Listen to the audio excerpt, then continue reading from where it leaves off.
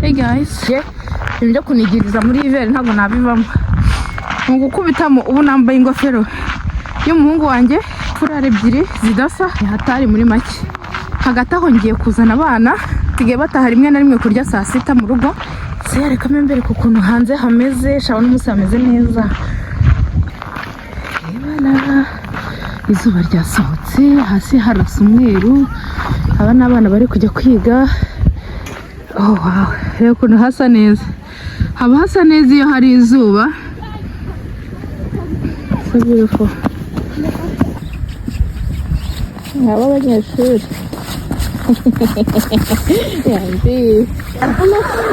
Demain on est février. Oui, on est au mois de février. Ouais. Bon, let's go.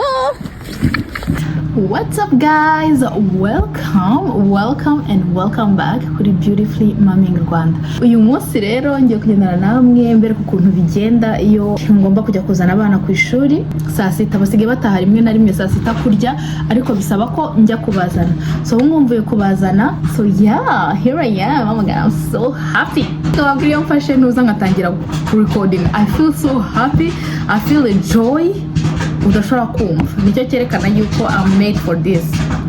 Ibyo mwumva biri guturika ni popcorn. So yeah, ngiye kubereka ibyo ngiye kubagaburira for today. Ubusanzwe haba hari ibiryo nyine bitetse bishyushye, ariko uno munsi ntago nari ntarateka kuko nanjye mu gitondo mandi mu ishuri. So kuko ntarateka kandi kamera yanjye kabiri ndishaje. Hano rero nari ngiye kubakorera sandwich kubera ko ntago nari natetse, sinari natetse umunsi wose pe, nari niriwe muri mu ishuri, urumva nasohotse ngiye kubazana gusa. Nawe sometimes nuzajya ubona wabaye occupé cyane utari bubashe guteka, ushobora gukorera abana bawe sandwich. Surtout iyo bamaze gukura bashobora kurya ibintu byose. Umva, sandwich igomba kuba just irimo aga proteine. Muraza kureba sandwich nabakoreye n'amagi ku ruhande. Umva, it was breakfast for dinner and that's fine. Barabikunze, barabikunda ibintu nk'ibi ngibi. Iyo nabakoreye utu breakfast for dinner nibyo bakunda kurusha ibindi byose. Ikirugu cyanjye kiracyahari, kiracyamanitse. Turaza kukimanura hamwe uyu munsi umugoroba ninangize ishuri, sibyo? Ariko ninangize ishuri direktement njya kuzana abana. Pas de matelas à cette heure-ci les amis, jouer avec d'autres choses. Kandi narindi gushimira Imana ukuntu gutura hafi y'ikigo ari byiza. Ndi gushimira Imana mvuga Mana ushimwe ko waraduhaye gutura hafi y'ikigo. Nk'ubu ngubu iyo tuza kuba dutuye iminota 5 plus loin, kureho gato sha, sinzi ukuntu byari kuba bimeze kuko abana ntibari kubasha kujya baza kurya mu rugo. Byatangiye babyanga babyitotombera, none basigaye babinyisabira ngo turarya mu rugo mama. Sha rero nshima Imana cyane yuko babasha gutaha bakarya hano bakongera bagasubirayo. Nuko gusohoka muri iveri nyine ebana nanjye kandi biramvuna yo umuntu abasohoka buri munota, ariko ntacyo ko byibuza z'umuntu amakinga sure ko abana bariye. Fromage narayirapye. Mwebwe mujya kugura fromage irirape ikabahenda, mujye mwigurira fromage muri Costco muyirapire mukoresheje rap carotte. Ngiye nakoresheje rap carotte, ntago ukeneye kugura amamashini ya danger. Hanyuma nkahita ngira broil start nkashyira mwaha. Voilà, ubundi ugashyira mu ifuru nk'iminota 5 kugira ngo fromage ize gufonda nakara kanyama karimo gashyuheho gake. Shredded ineza fromage nyine irirape ihenduka, izaguhendukira kurusha nujya kuyigura irirape deja. So just a tip for mothers so kucungana n'amasaha. Murabona udusatsi twanjye se cyangwa natwo mwabonye? Gasatsi kabaye agasatsi. You guys, bakunya ngo nicare ndya ibiryo, ndimo ndarya popcorn ariko sindateka kandi ndashonje. I don't know. Kumabwira ikintu cyambayeho mu gitondo, umutima wakomeje umbwira gusenga kuva saa 2 za mu gitondo. Komeza ndabipusa none bibaye saa 6.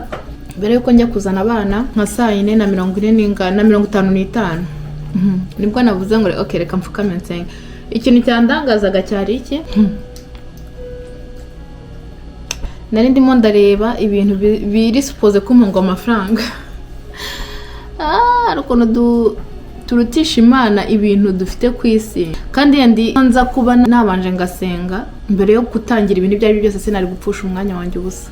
Wibaze ko kuva izo 2:00 kugeza 4:00 nakomeje mbirangariyemo ngerageza kubifixinga, ariko ntabwo nigeze mbona uburyo mbifixinga. Muri make natakaje umwanya for no reason.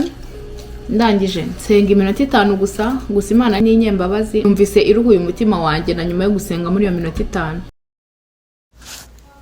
So guys, nagira ngo mfata aka kanya mbaganirize kuri topic numvise mu mutima wanjye ko ngomba kubaganirizaho kuri iki cyumweru: obeissance, kumvira umwuka wera. Ni ahantu Satani akunda kunyantakira, umva ukumva nk'umutima urakubwiye ngo senga, ukabicisha hirya no hino. Ntago hajya hacamo n'iminota 5 ntarabona consequence y'impamvu Imana yambwiraga gusenga. Hari ukuntu umwuka wera kubwira gukora ikintu wowe ukabicisha hirya no hino ukabikerensa, ariko nyamara mu minota mike ukabubonye impamvu umwuka wera ari kugupromptinga gusenga. So anytime you feel like there is a resistance, ari resistance ikubuza gusenga, uyenda ufite ubunebwe bwo gusenga, yenda urumva hari nka heaviness, wumva uremerewe, wumva nk'umuntu utabasha kubuja bwira ijambo Imana na rimwe, ujye umenya yuko watewe, ujye umenya yuko hari ikiri kukubuza gusenga, kuko there is nothing mu muntu ukuyemo equation kuvuga ngo ni Satani uri kudutera ikintu runaka. Nta kintu na kimwe muri twe cyakagombye kutubuza gusenga cyangwa ngo twumve tudashaka kuvugana n'Imana.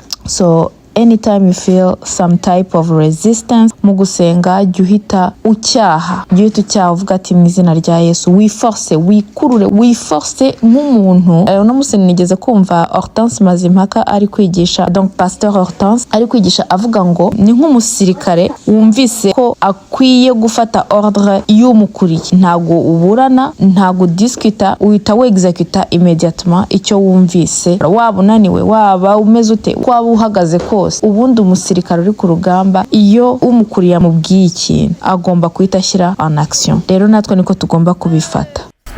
Ari kugenda atera amashoti amabuye ya ntuza ya barafu.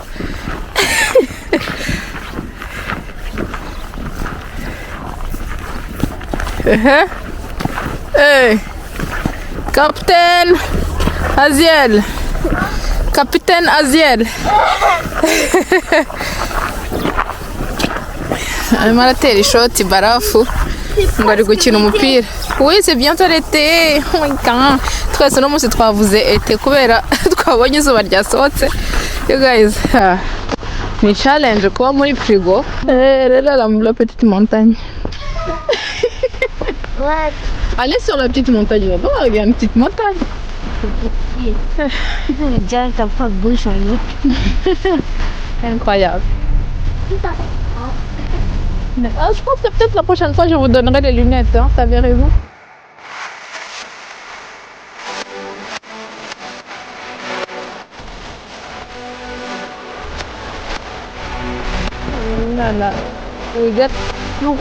Twebwe kera ku bantu bize kuri primaire y'Ingoma babaga bafite ikintu cy'ikizogera bakaza ngo diri ariko iby'ubu ngubu umva ni sonete iri mu kigo, irasona kabisa ukumva igihugu cyose kirayumvise. Oh my gosh, igihugu kirasa neza iyo hadakonje.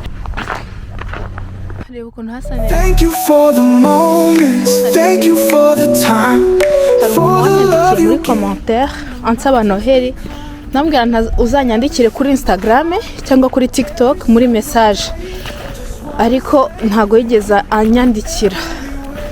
So je sais pas, sinzi nimba yatarigeze abona yenda message yanjye, sinzi yanyandikiye muri commentaire nyine ambwira ko ashaka Noheli n'abana be. Ndamubwira nyandikire, ariko ntago nigeze mbona message ye, yaba ari kuri Instagram cyangwa kuri TikTok. Muri message ntago nigeze mbona message ye. So naca hano, ni uca hano waransabye Noheli nkagusubiza, wibuke ko utigeze unyandikira, ariyo mpamvu nyine utigeze uyibona Noheli yawe.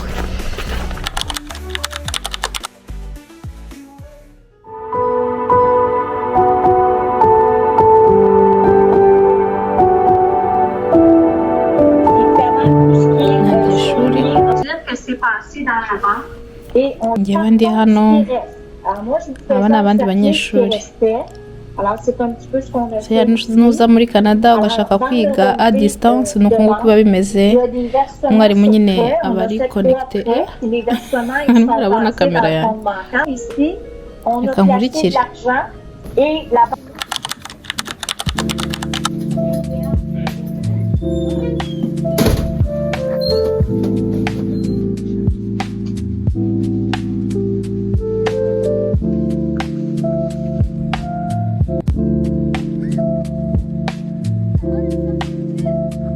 Ibyo nigirishaga ngo ndaza ngo kwambara furari imwe nari kwiyambarira nkiberaho kuko I'm dying right now.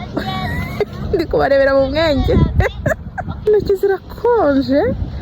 Ufite kare ntabwo hari hakonje cyane gutya ariko hatangiye gukonja.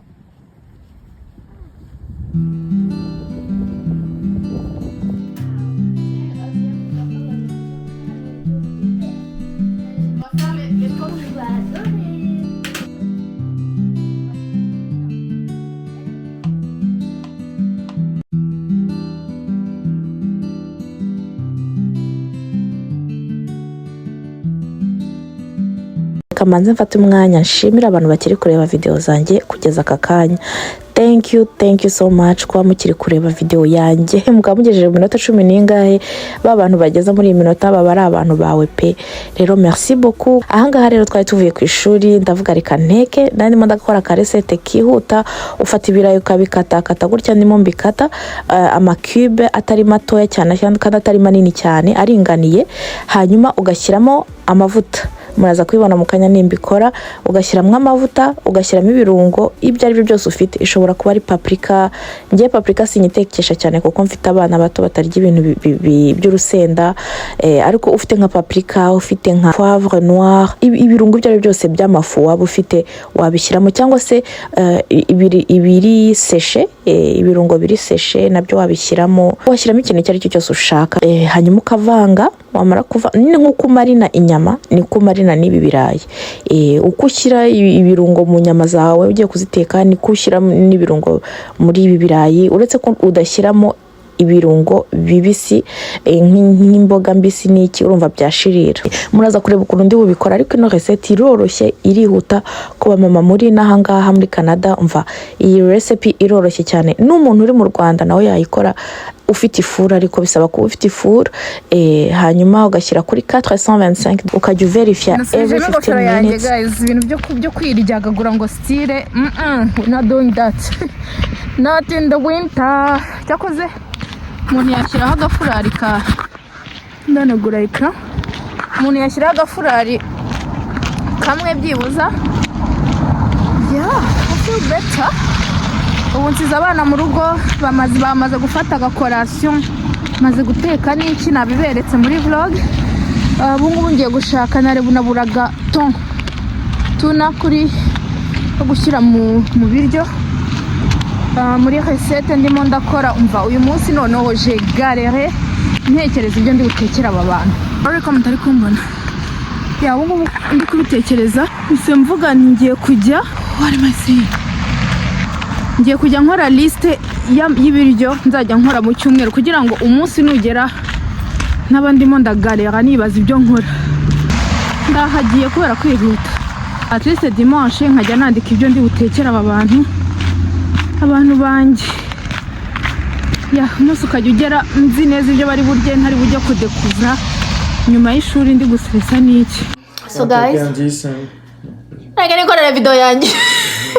You're vlogging everything in the world. Everything gonna be vlogged.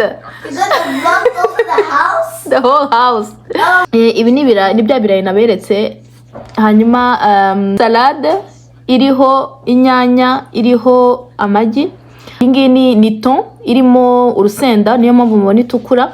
Iriya ni thon isanzwe irimo citron. Iyi ni avoka nashyizeho umunyu hejuru.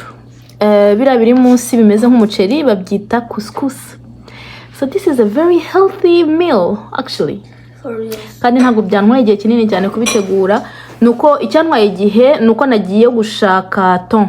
Iyo nza kuba nyifite mu rugo ntabwo byari kuntwara igihe kinini cyane. So yeah guys, there you go. an idea for your meal of the week. Rero narinje kubashimira ko mwarebye video mukayigeza hano. Ndimo ndagerageza gufilma ibintu bifite qualité, okay? Uyu mwaka ubundi slogan yanjye igiye kuba travailler à l'excellence. Reka bari byo twandika muri commentaire uyu munsi. Ngo excellence cyangwa se excellence. Aka vlog ni mona ari kagufi cyane, birashoboka ko nkakomeza nejo, ariko nimubona kagarukiye hano ubwo nyine muramenya ko ntongeyeho umunsi w'ejo, cyangwa nyigire a weekly vlog. Should I? I think I'm gonna make it a weekly vlog. Reka tugerageze weekly vlog, sibyo? Uyu munsi ejo kuno ndi kuba prometa ko nzakora weekly vlog kandi ntago nzi nimo mfite mu mwanya muri carte yanjye. Mfite munsigaranye 52 minutes. I can make it work. Ubwo nahejo. Bonjour les amis. On se réveille.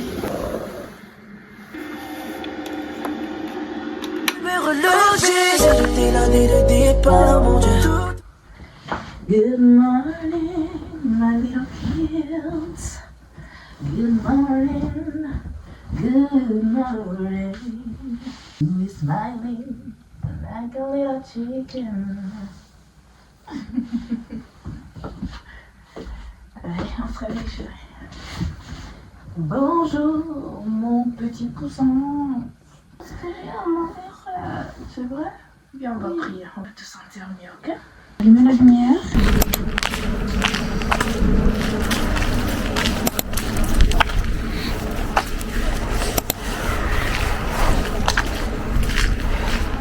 Guys, mvuye muri exam ariko ndumva nashiriwe amagambo. Nashize ivuzi.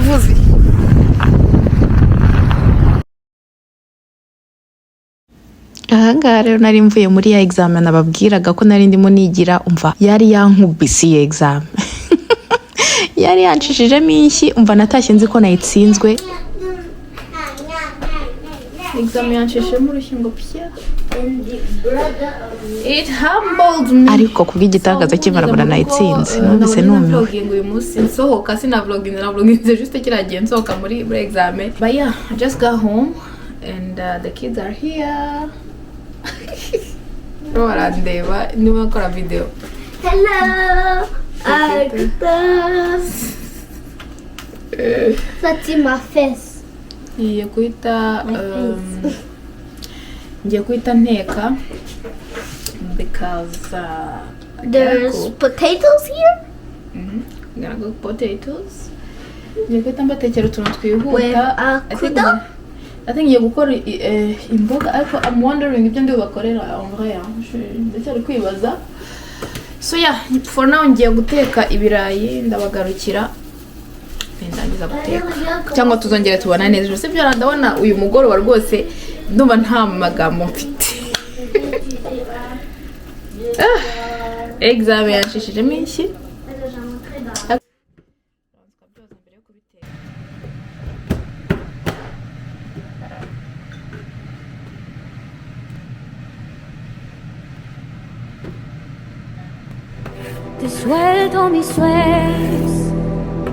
Te suelto mis deseos.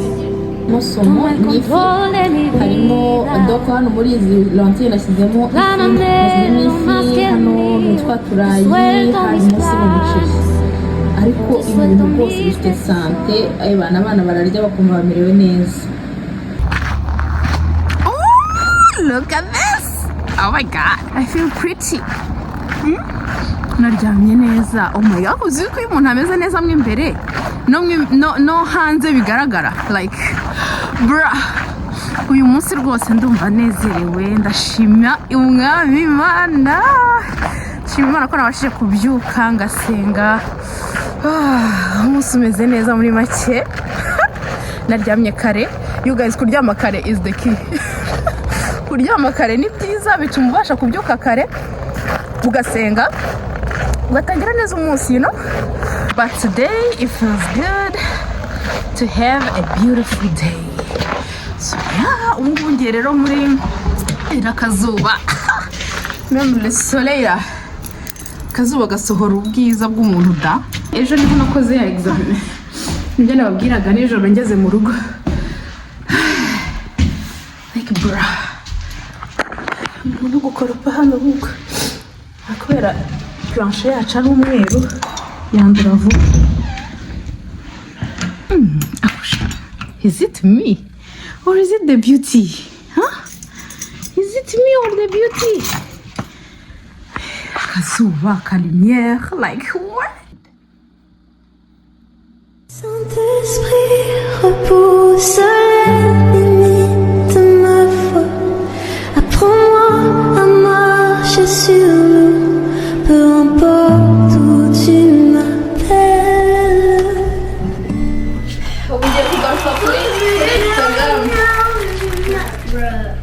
Hey guys, the sun on the skin. Ma fille qui me regarde là, elle dit mais c'est quel genre de maman ça? Guys, nje kufunga video kubera yuko well it's the end of the video, alright. Nje kubashimira cyane ko mwari byino video kugeza irangiye. Rero noneho ni mbonye ndi imbere y'akazuba, I'm like bruh, this is the moment to shine. And to be talking to the camera. Guys, ntabwo mushaka kumva ukuntu izuba rirafasha muri mood. Like you can't understand. Iyo igicu kiri gloomy, umva biri, you know, hari dark, utabasha kwinjoyinga, hakonje, bruh. Wumva wakumva video yakatiye hariya kandi nabonaga kari agaklipe ka nyuma ari keza. So I was like reka mfe kugashyiramo. Mvuye muri exam ubu ngubu ariko I'm back on filming, so this is nice to film again. Murabona ko nyine mpindutse compare na hariya uko nasaga kubera yuko mva izuba ryese ricaho. Nari maze iminsi muri za exam, ndimo ndarangiza formation yanjye. You guys ngiye kwirangiza kandi nayitangiye mundeba, none ndayirangije. Ngomba kubaha testimony y'ukuntu nabonye stage. Sometimes iyo Imana ivuze ngo hoya nuko ibiza igiye kukohereza, nuko ibizi le futur, so we have to learn kwemera icyo Imana itubwiye tukacyumvira. Right now nari ndimo ndashaka stage ariko mva birangiye nyibonye ahantu ntizeraga ko ariho ndi buyiboneye, none ntago numvaga ko ariho ndi buyishakire, numvaga atariho nshaka. Kandi nabwiye Imana icyo umutima wanjye wifuza nk'uko Bible bivuga, ngo tuyimenyeshe ikiri ku mitima yacu. Narayibwiye ntimva ndashaka stage mu bitaro, ndashaka stage hanaha, ariko ntabwo ariho Imana yampaye, you know, but I'm thankful kandi nzi yuko hari impamvu ya izi ikidukwiye. Nk'uko umubyeyi ahitiramo umwana we ati fata iki wifata iki, niko n'Imana yacu nayo iduhitiramo. So yeah guys, that's it. Nari mbakumbuye, nari nkumbuye kuvloginga. Tuzagenda nababwira uko byagenze muri iyi parcours yo gukora stage. I don't think ko nshobora gufilma kubera ko nyine ari ibintu biri professionnel kandi uri evaluate. Yenda nintangira akazi nibwo nzajya mba vlogingira ku kazi nyine nkabereka uko bimeze. So yeah guys, thank you so much for watching. I hope you enjoyed this video et je vous verrai muri video z'ubutaha. Ikindi kintu nashaka kuzababaza guys, eske nzashyiremo agafaransa muri zino vlog zanjye kuko parfois mba numva nshaka kuvuga mu gifaransa, mushaka gukora ama vlog y'igifaransa, mba numva nyine nibaza niba iyi channel nakayihinduyemo iyi gifaransa nyine y'ama vlog y'igifaransa. So yeah, laissez-moi savoir, dites-moi ce que vous en pensez. Ubwo turi kumwe.